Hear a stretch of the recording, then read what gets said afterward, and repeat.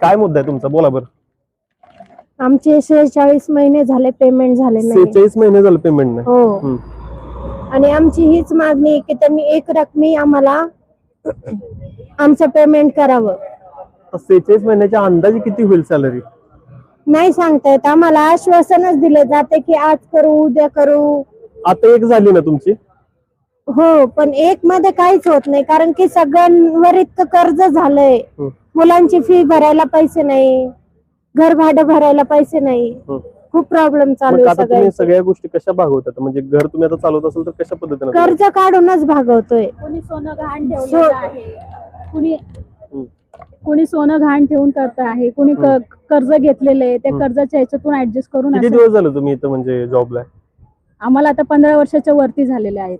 कधी अशी परिस्थिती आली होती का एवढे पगार थकले वगैरे? पहिल्यापासून थोडा प्रॉब्लेम होता, पण 2-3 महिन्यांनी पेमेंट व्हायचे, त्यामुळे आम्हाला ऍडजस्ट व्हायचं. आणि 46 महिन्याची पेमेंट तुमची थकली म्हणताय? हो. ठीक आहे. कधीपासूनची 46 महिन्याची पेमेंट? किती सालपासूनची?